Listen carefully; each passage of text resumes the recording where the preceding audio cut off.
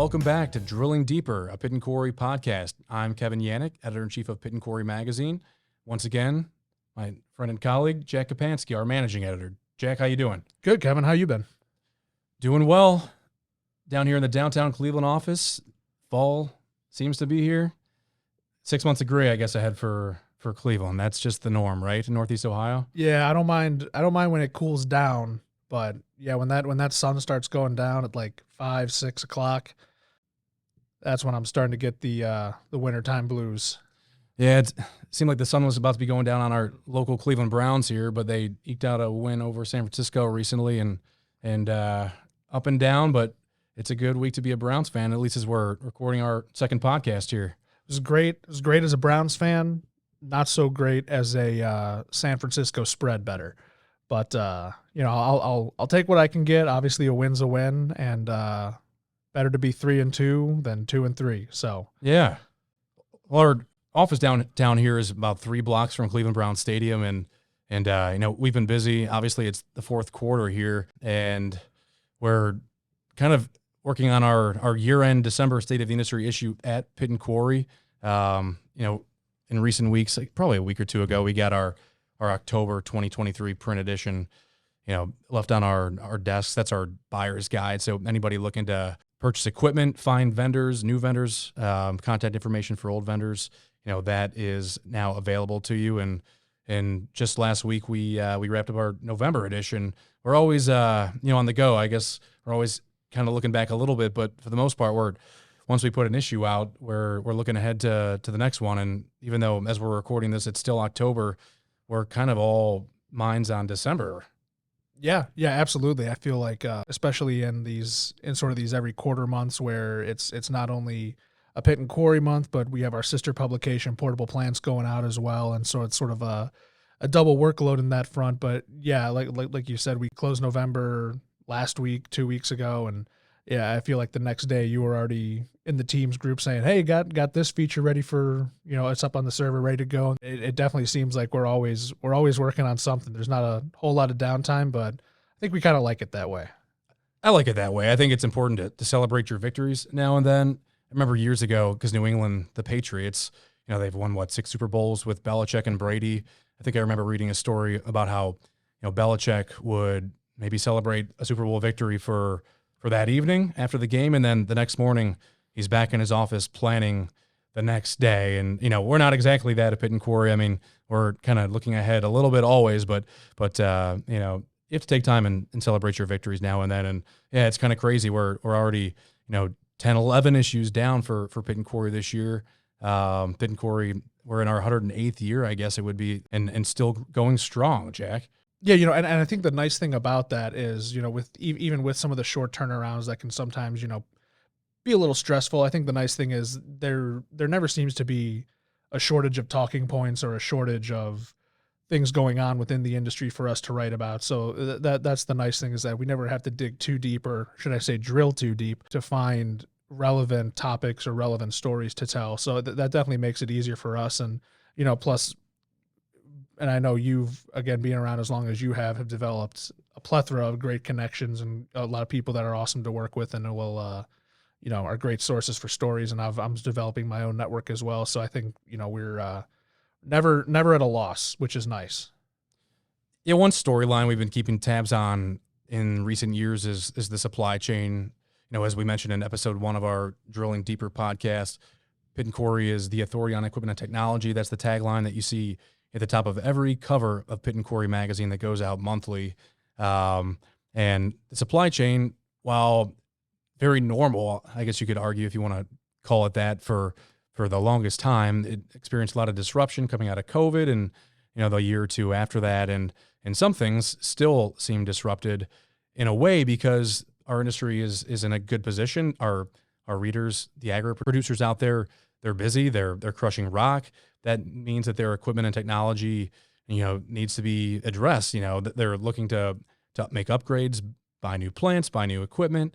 Even though the economic environment might not necessarily be super conducive to all that right now, with interest rates being at highs we haven't seen, since you were a young lad, Jack. But our industry is doing really well. But that said, because of demand for equipment right now is kind of causing a little bit of disruption still. And yeah, as I mentioned, we've just put out our October issue, and we wrapped up our November issue, which should be hitting mailboxes here come the next month. And you've been talking about that in a couple of articles that you put out in Pit and Quarry. So maybe you can share a little bit about what it is you learned from some of the sources that you talked with on supply chain and what's happening out there. Yeah, it's definitely an interesting kind of dichotomy to look at, where the supply chain is kind of righting itself from a parts perspective, where manufacturers are able to get their hands on the things they need to make the equipment.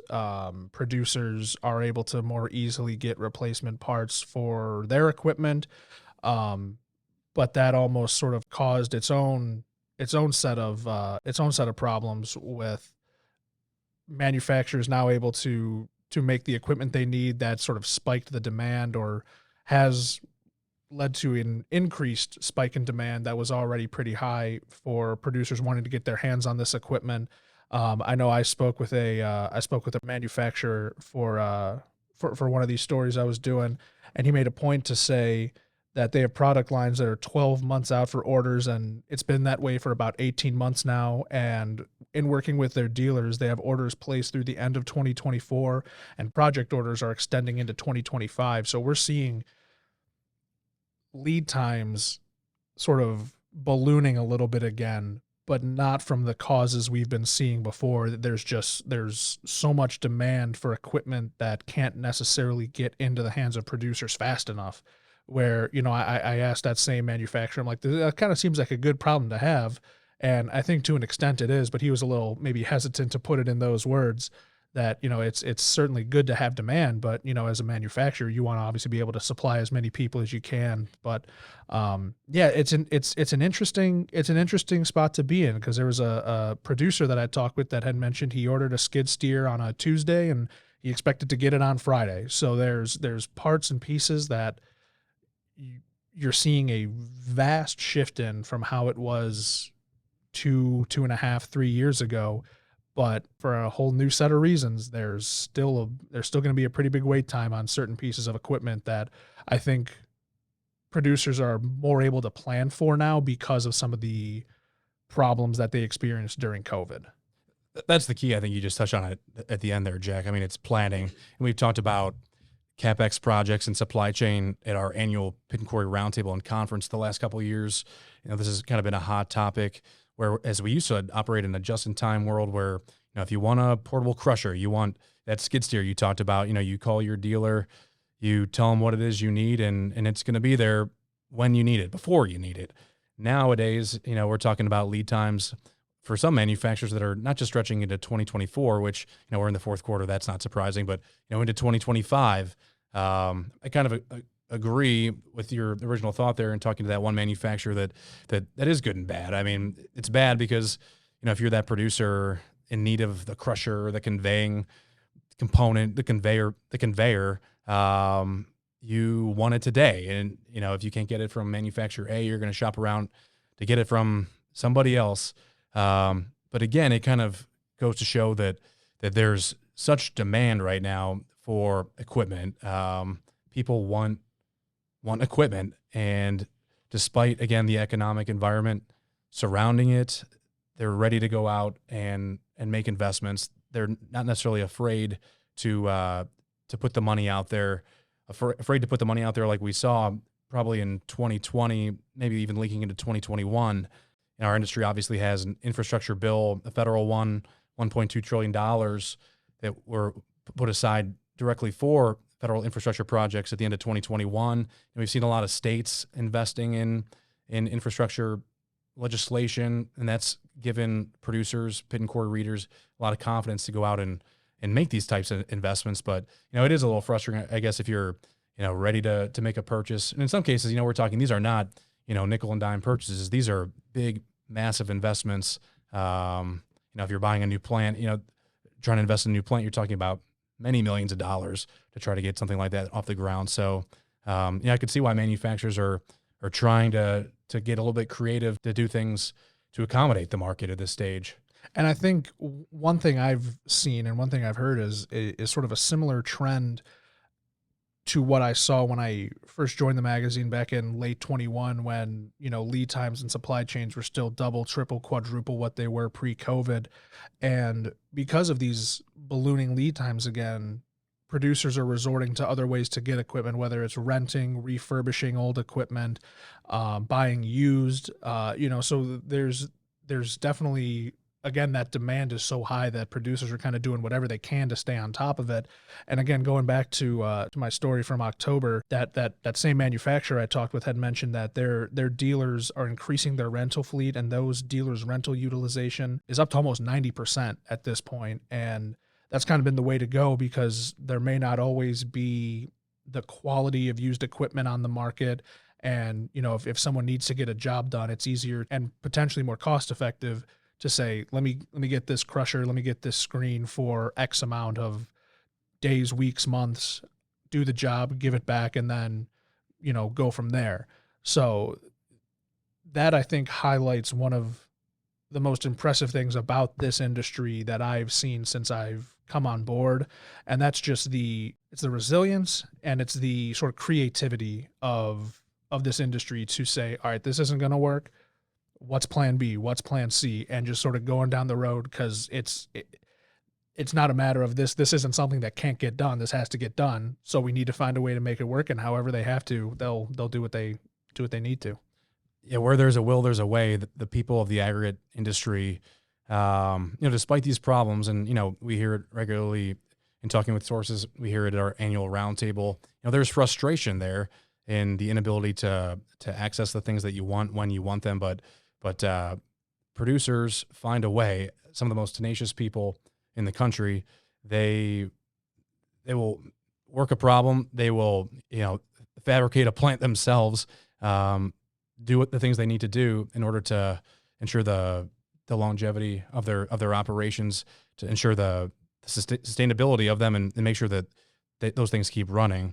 Jack, one other note that was included in one of your stories, I think it was the October one that we put out here recently, was the idea that manufacturers, not necessarily the dealers, but one dealer had kind of mentioned to us in recent months that he was looking at the manufacturers to kind of figure out ways to increase capacity. And we've seen examples of that, whether it's investing in new facilities or kind of transitioning old facilities and making them something else. There was one instance we talked about recently where somebody shifted some of their remanufacturing and repairs to another facility to try to streamline some efficiency. So I think we are seeing some of that.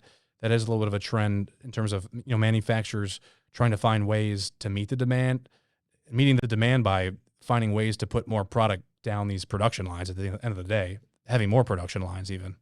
Yeah, absolutely. And like you mentioned, the company that sort of shifted really from one state to another, their entire remanufacturing and repair capabilities to sort of their to one of their distribution facilities. And they're just utilizing the space they have on hand. They got 50,000 square feet in this facility, and this now allows them to sort of have one home base now. So it's not only is it it's a cost saver, it's a quality control thing, but it also allows them to sort of get more hands-on with these remanufactures and repairs, as equipment is sort of harder to come by, and more people might be inclined to say, all right, this piece is a little older, I could buy new, but if I send it in, I can maybe get a few more years out of this one before I need to buy again.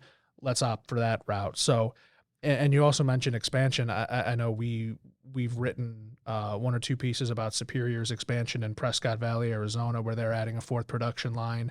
Their need for portable plants production is going up. Their need for just overall production capacity is going up. So they're expanding that. And I know there's countless other companies, both domestic and abroad, that are doing the same thing, whether it's to house more parts and equipment, whether it's to increase their production capacity.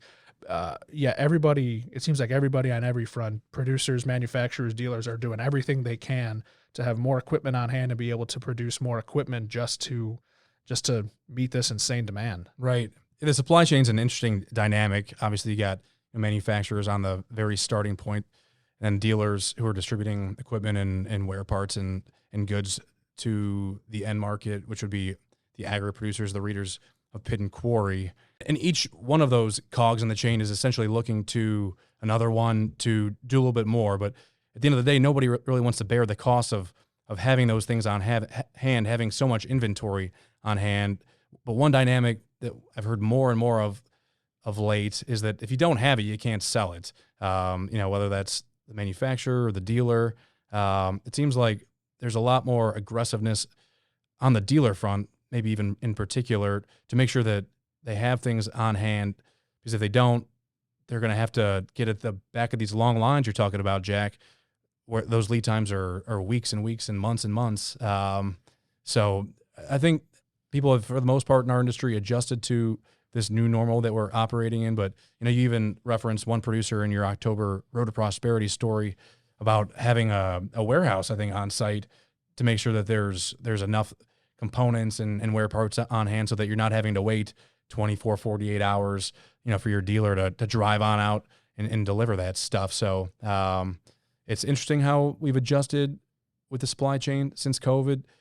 Don't know if this is where we're going to stay. Maybe we shift back to just in time. I don't think anybody knows, but I think the key right now is just staying on top of things as they are and continuous adjustments along the way, it seems. Yeah, and if we would have hopped on here in 2020, 2021, and one of us would have told the other that there was a producer out there that was able to, again, like you said, fill a warehouse, have doubles, have triples, and then some of different parts, we'd probably ask them what secret sauce or what MJ's secret stuff they were using to make them able to get their hands on all that. So yeah, it is definitely a shift. And, that, like you mentioned, the sort of just in time has kind of gone away. And, looking at again, sort of the good news, bad news of this, mentioning Superior, I spoke with Johnny Garrison for one of these stories. And he, he basically said that he doesn't anticipate this going away soon. He said, we're going into our second and third year of record levels of demand and equipment.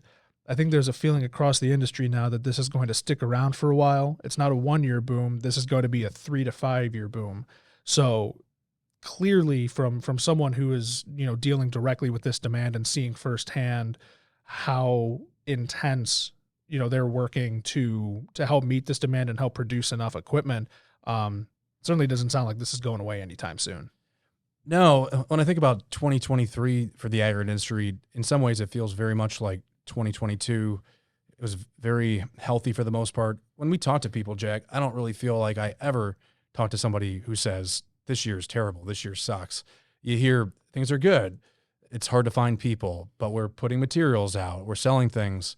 It's still relatively good. I think it's interesting to note when we look at some of the production numbers that we get from the U.S. Geological Survey and some of the reports that we look on from Dodge Construction Network. I know I'm regularly looking at some of the monthly stuff that the Lake Carriers Association is publishing because they're keeping tabs on limestone as it goes out on the Great Lakes in Michigan, Ohio, and Ontario, Canada. It seems like volumes are down, so aggregate volumes are down, and I've noticed that for 3 or 4 quarters in a row now, which originally was making me think, are we not in a good place? Are things kind of downturning so much? But at the end of the day, kind of what's happened out there is we essentially had peaks, in 21 and 22 in terms of volumes, peaks that in terms of aggregate production, crushed stone, sand, and gravel production that we hadn't seen since the Great Recession. And year after year, production numbers just crept up to, unbelievable levels that we hadn't seen in a while. And yes, aggregate production numbers are down of late, but they're still in a relatively healthy position historically, when you think back to the Great Recession and some of those really down years of 08, 09, those were before your time and my time on Pit and Quarry, Jack, but we, hear horror stories, when, we're out and about and guys are reflecting on those times. But all that to say is that, while production's down, it seems like there's still plenty of production out there to be had. There's enough infrastructure projects out there that are going on, although, we hear about slowdowns, here and there. Our industry is very much regional, but I guess the point I'm trying to say is our industry is in a good position. Maybe we're not at the peak levels in terms of production that we had of 21 and 22, but here in 23, it's a good place to be. Yeah, and I remember, talking about the health of the industry. I think back to the 2022 Pit and Quarry Roundtable that we had, and there was a manufacturer that was in my room, and we were talking about, again, how the industry was kind of thriving even amidst, some lingering pandemic issues, and he was very to the point when he said, if you're not doing well, if you're not thriving right now, you're doing something wrong. And it was about as staunch of a sort of statement on how well the industry is doing as a whole as I had heard to that point. And really, even in the year plus that's followed since our summer roundtable in 2022, it's been more of the same, if not even more increased, with how thriving everyone throughout the industry is. Yeah, I think the term that we hear a lot is cautious optimism. I think that's where our industry continues to be. We're going to be reporting a little bit about the state of affairs, the state of the industry in our December 2023 edition that we're putting out here, not too long from now. But yeah, it seems like the aggregate industry continues always on this slow but steady course. You can't expect to be doubling production. Plants are only capable of doing so much, but there's enough for everybody out there to be had. And again, like you said, if you're not doing well, you're doing something wrong. And from time to time, you do see aggregate producing companies and those supporting them on the vendor side fade away. But again, kind of par for the course for our industry as it stands right now versus recent years. Yeah, and you kind of got to see some of that success and some of those real world cases firsthand recently. I know you recently were on some travels visiting a couple producers, visiting some spots, sort of being the man about town recently. So what kind of stuck out to you most? Tell us about some of those travels you had, what you saw, and what kind of your main takeaways were. It's been a busy travel stretch for me lately. I'm trying to think of all the places I've been. From Nashville to Jackson, Mississippi. We were in Washington. Rob Fulop, our publisher, Dino Vitanza, our associate publisher, and I for the NSSGA Legislative and Policy Forum right at the end of September. And I was up in Minnesota not too long ago either, visiting with a couple producers. And I think that's one of the beauties of getting out there and being a part of these events, being a part of the industry and being out and about is that, you're able to kind of tabulate what it is people are feeling. Again, our industry is very local or regional. Not every economic indicator affects everybody else. What happens in the Southeast doesn't necessarily impact what happens here in Cleveland necessarily, but I guess taking some of the sentiment that I gathered from those trips, maybe I'll start with Minnesota. I was up there with Fisher Mining, Nick Oster, who's been at our roundtable at least once or twice. He was showing me a new plant that they've got, and he was talking about the market there in Minneapolis. And it seems like it's a growth market, one of those growth markets for the country for aggregates.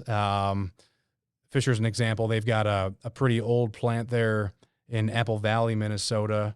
And in recent years, I think 5 years ago, they made an investment in a new plant not too far away. It's in Empire Township, Minnesota, to kind of keep their aggregate business flowing to support their ready mix business. That's essentially what the majority of their materials are supporting. Nick kind of shared how much of their market is kind of based on residential and the non-residential side, and feeling out residential of late has been interesting. Is I think what we were all expecting for a while there was that it was just going to crash. Interest rates started ticking upward a year and a half, 2 years ago, and buyers were getting skittish, but it seems like they're still building homes, and that's the case in Minneapolis. It seems like that metro area is just making its way outward even more, and that's creating opportunities for producers to support the growth there. Where there's residential going up, they need schools, they need retail, they need businesses to keep those communities thriving, and it seems like there's a good story there in Minneapolis, with Fisher Mining and some of the other producers that are tapping into that market. I was visiting too with Cody Ladd during my Minneapolis visit. Cody recently joined Kramer Mining and Materials, and he's the COO of that company.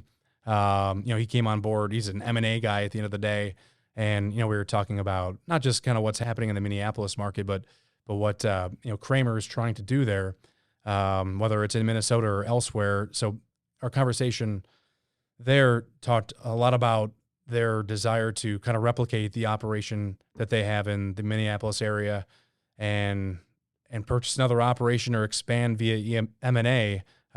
Could be within Minnesota, could be outside of Minnesota, but we're always keeping tabs of some of the transactions that are taking place in the industry.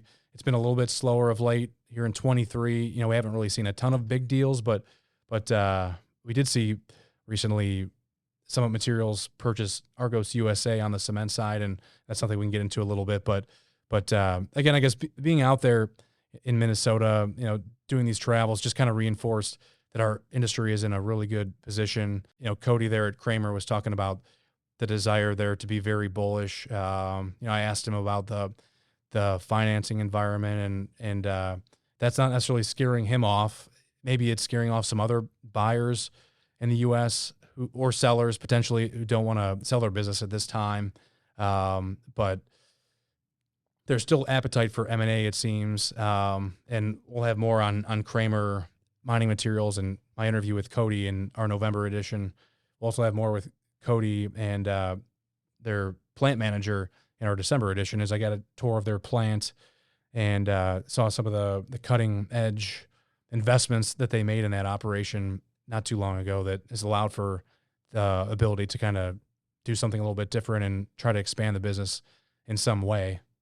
You know, you're out a lot more frequently than I am visiting these producers and seeing these sites, but I think both of those are great examples of kind of what we talked about with the health and success of the industry, where you see with Fisher sort of that resourcefulness of capitalizing on what's going on in residential in their area and really making that a point where they can, you know, thrive and grow in their own right. And then you look at Kramer with Cody Ladd. I mean, you know, M&A has obviously been sort of booming the last few years, maybe not as strongly this year as it was in 2022 or 21, but nonetheless, he wouldn't be looking to grow and be as bullish with that growth as you mentioned, were it not for them doing well. So I think those are two really great case studies to show, yes, this industry is doing well. Yes, there's, you know, a great future ahead, and let's hope that it stays that way.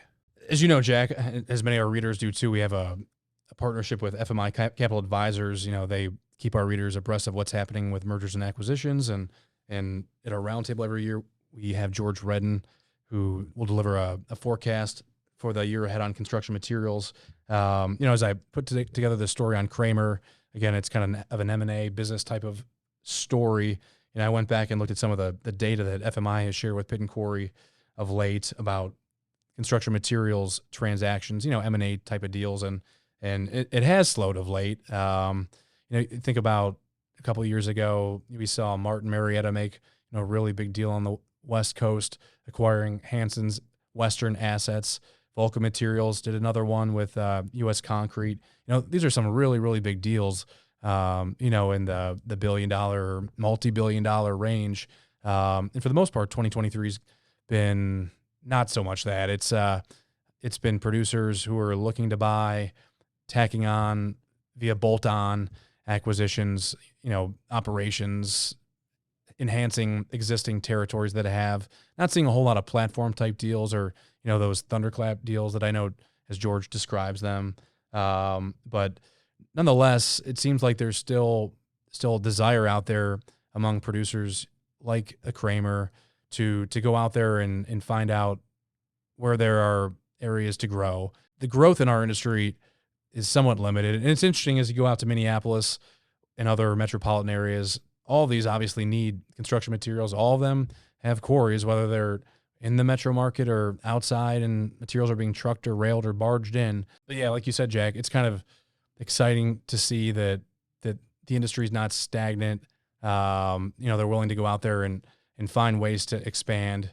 I guess kind of what I was trying to say earlier too is that the pathway to growth in our industry has been kind of confined to M&A, you know, buying another business, finding that family business owner or somebody who's looking to offload an asset and acquiring it via some sort of deal where you're getting, you know, an FMI or some sort of advisory services company involved with that transaction. In Minnesota, it seemed like there's a little bit more opportunity maybe on the greenfield front. Greenfield, if you don't know out there, it's starting a quarry from scratch, essentially finding a property, getting it permitted, zoned.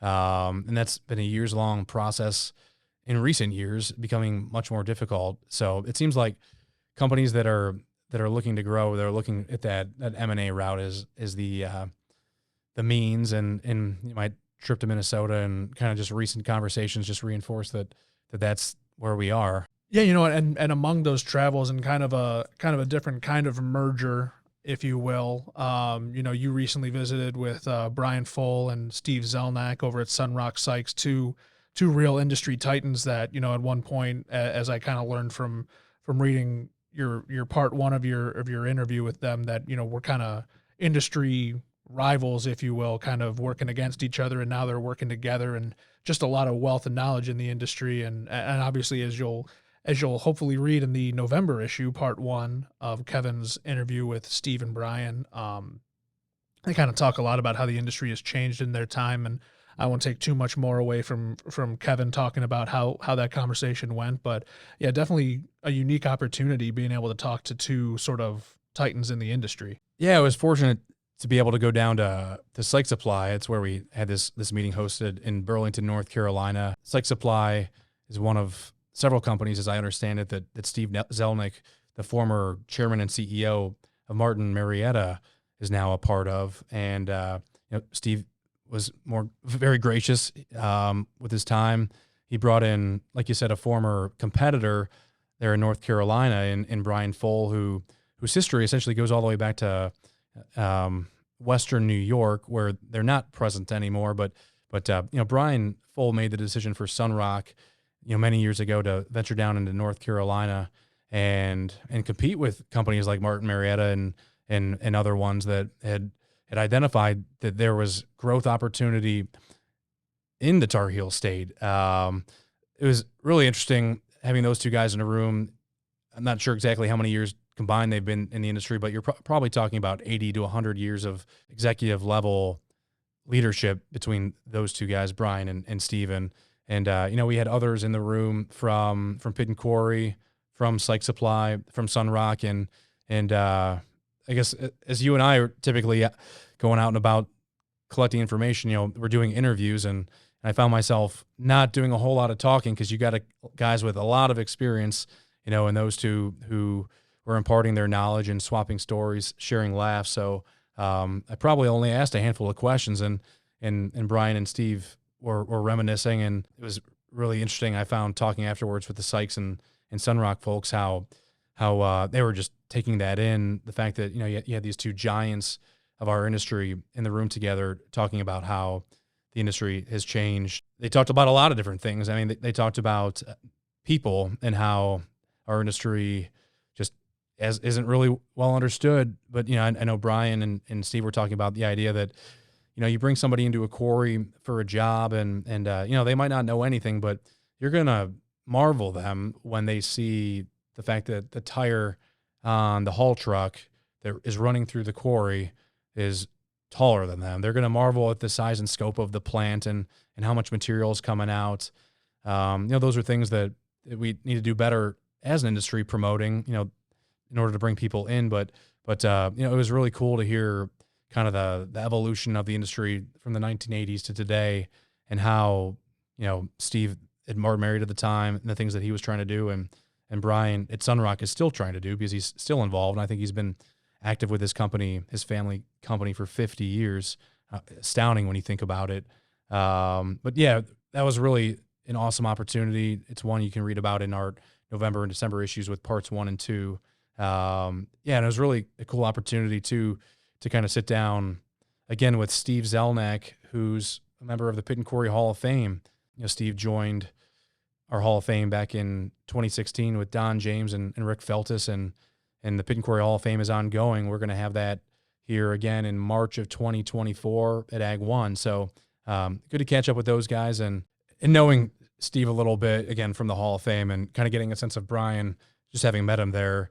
There's a time where, as an editor or the guy doing the interview, and you do this too, I mean, you just sit back and you let the source do the talking.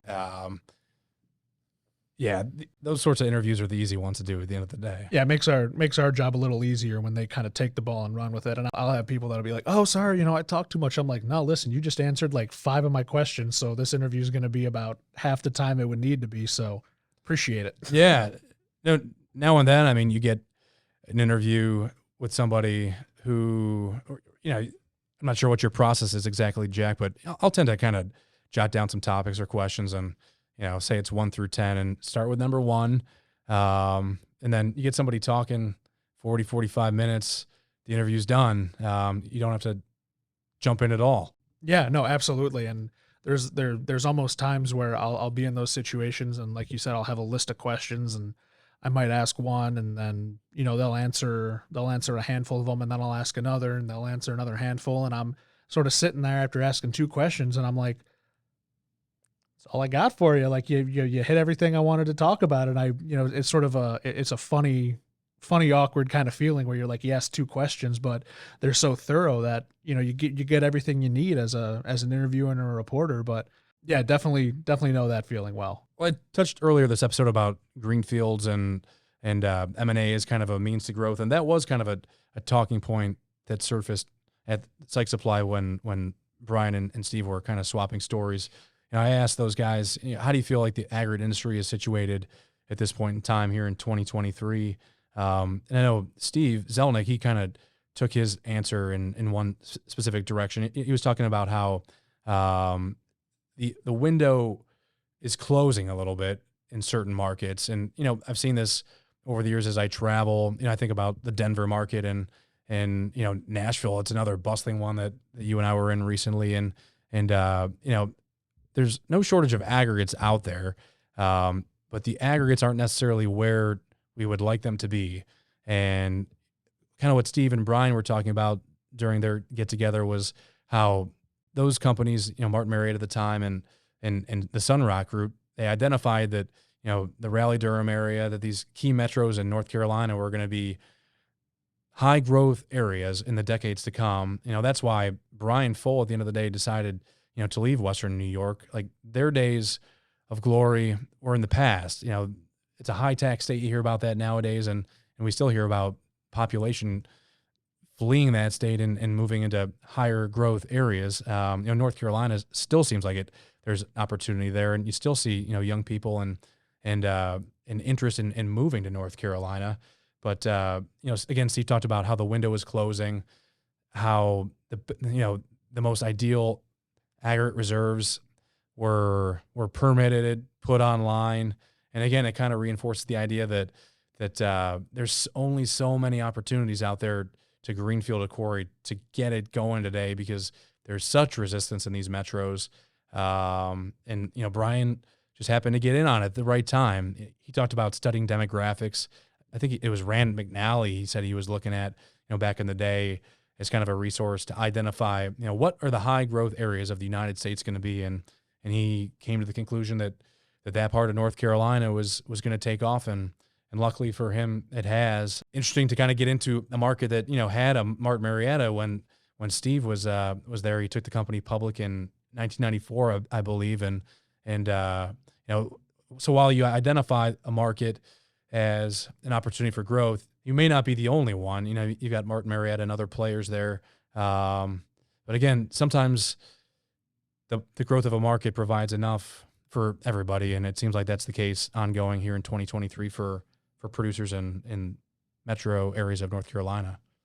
Yeah, and I think, just to your point, it's been a while since I've seen one personally myself, but I know every once in a while we'll get reports that will kind of look at top performing crushed stone states, top performing sand and gravel states, and there's sort of the to be expected ones, the Texases, the Californias, the Floridas. But again, being a Cleveland, Ohio based company, I always kind of feel a little vindicated when maybe Ohio gets shown in there, another Midwestern state, or maybe a Nashville gets shown, a place that you might not immediately think of as, sort of maybe a powerhouse state in this kind of regard. So it has been definitely interesting as someone who's still kind of learning the industry a little bit, seeing where some of these hot spots are starting to pop up, and a very cool experience to, again, be able to talk with them and kind of get that viewpoint of shifting from such a big state, just a very cool case study in the way the industry is kind of molding itself into what it looks like now. Yeah, and in Brian's case, in Sunrock's case, they're not just limited to North Carolina. They've got a company in Canada. So again, just like I was talking about earlier, with Minneapolis and the Kramer story, it seems like those who want to grow, who are hungry, they're going to find a way. It kind of goes back to what we were talking about, I think, at the beginning of this episode too. It's hard to find equipment. It isn't necessarily readily available by, vendor one, vendor two that you may work with, but those vendors may work the problem with you. There's solutions out there. You used the word creativity or creative earlier, Jack, and I think that applies on just about every front that our readers operate. Whether it's on the CapEx side with equipment and technology, or on the business side and trying to find ways to grow the business to sell more materials. We do have very creative readers. Yeah, and I think, speaking of that creativity, I think one of the spots where I think that can, or at least the ideals of that can really shine through is, like you mentioned earlier, at the National Stone Sand and Gravel Association's Legislative and Policy Forum that you and our publishers, Rob and Dino, went to. I know it's an event you guys have been going to for a while now. I haven't had the opportunity to go yet, but this was kind of an interesting year, an interesting time to go with some of the drama going on in D.C. between the potential shutdown that was ultimately averted, with the Speaker of the House drama going on. So, I'm curious, how did this year kind of stack up to past years, sort of with all the external stuff going on? Yeah, it seems like every year, or maybe at least every other year, there's some sort of story going on. And yeah, the Legislative and Policy Forum that you're talking about, that's an event that Pit and Quarry participates in every year. We have good partners at the National Stone Sand and Gravel Association who put on that event, and they actually put on that event in Washington jointly with a couple of other construction materials associations this year.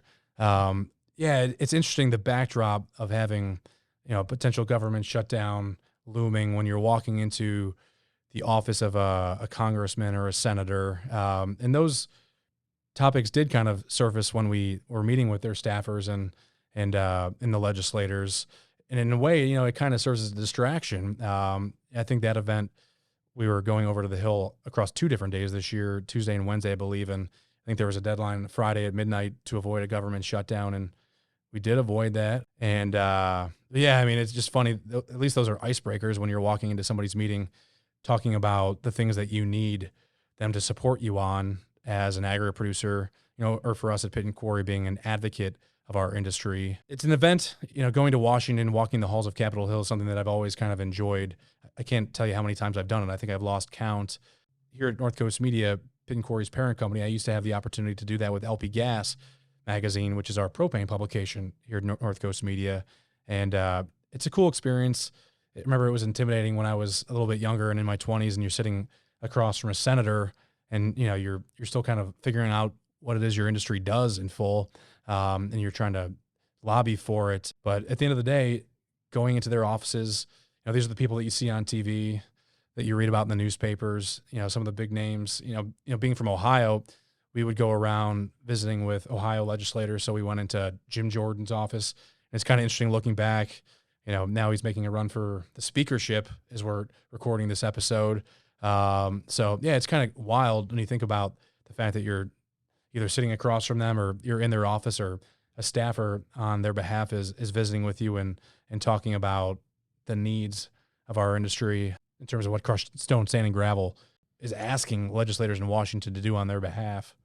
Yeah, and obviously, like we kind of mentioned, a lot of other external stuff going on at the time, but, and you kind of hit on it in your November story that's going to be coming out, writing about the LPF. You kind of noted some of the legislators and Congress people that you and the group were able to speak with and interact with a little bit. So I'm curious, even with all of the sort of external stuff going on, how was it this year talking with the legislators, trying to get the industry's message across? Was it a receptive conversation? How did it stack up? Yeah, there are a lot of issues that NSSGA kind of briefed its membership, those of us who went on to Capitol Hill to talk about with legislators, probably a dozen or so issues.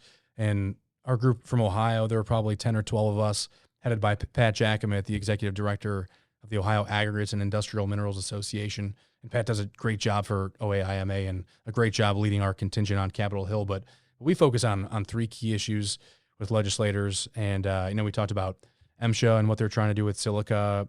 It seems like they're still trying to figure out what that rule is. I know they had a comments period back in September where they're receiving feedback from the aggregate industry, not just aggregates, but mining as a whole and other stakeholders who want to have some input on that rule. So we're basically advocating for that rule to kind of be a little bit dissimilar on the non-metal side where our industry operates versus coal, which has more issues with silicosis.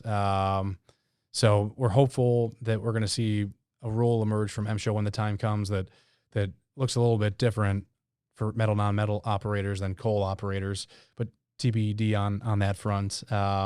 We talked about WOTUS, that's the Waters of the U.S. rule, and I feel like it's not always the home run or headlining issue that we take into congressional offices every year, but we had some developments this year in an EPA case. It was Sackett versus EPA at the Supreme Court, where the Supreme Court essentially ruled in favor of our industry and against EPA, but we saw some development after that ruling mid-year, I believe, where EPA kind of put another rule out there with the Army Corps of Engineers, and the rule has kind of a lack of clarity still on what a water body of the United States is. So we took that talking point to legislators again, and we're asking them to give us some clarity on what an actual water body is for not just for our industry, but for businesses alike. And we also talked about some of the issues that have been kind of plaguing the rail industry or rail transportation. Switching rail lines has kind of been problematic for anybody that's moving aggregates on rail in the last couple of years. And the Surface Transportation Board has a proposed reciprocal switching rule out there that promotes competition and improves service.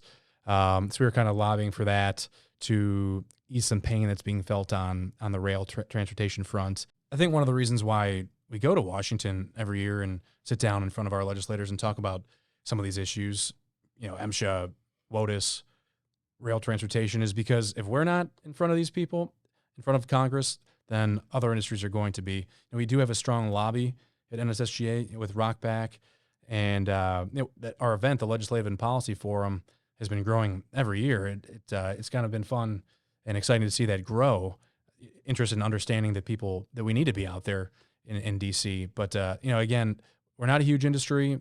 There's about 10,000 quarries out there, and I know that may seem like a lot, but at the end of the day, we're not that big of an industry, and it's just so important to be out there making relationships with legislators. And I can't say that I did see familiarity with some of our issues and some of the people who were revisiting Congress, people for the second, third, fourth time, and it's good, especially because we're seeing turnover each congressional session with freshmen who need to learn our industry if they don't know anything about it already. Yeah, and I obviously haven't had the chance to get out there yet. Certainly is something I would love to be able to experience. I kind of feel like I might I feel kind of similar to how you do at first, a bit maybe intimidated, meeting with all these people that, you might see on TV or read about or sort of hear about, and all these sort of powerful people in the nation's capital. But I think being able to, like you said, being able to be a part of giving this industry a stronger voice and being one of those voices, I think is important for us to do. Obviously we cover what is actively going on, but I think also using our voice to sort of help bolster the industry as well is important. So, glad that it was a good trip, and looking forward to, hopefully getting out there in the next year or two to experience it for myself. Yeah, it'd be a good one. DC is a little chaotic right now, it seems. There's a lot transpiring, but the experience of getting to walk those halls and lobby on behalf of our industry, that's a valuable experience and one that we want to get for you. Well, I guess that's going to do it for episode 2 of Drilling Deeper, a Pit and Quarry podcast. Jack, it's been fun. We'll do this again here soon, and we look forward to seeing everybody on a podcast again soon. Yeah, and in the meantime, be sure to visit pitandquarry.com, check out our website, check out our socials, sign up for our e-newsletters. Find us any way you can. We're out there, so check us out.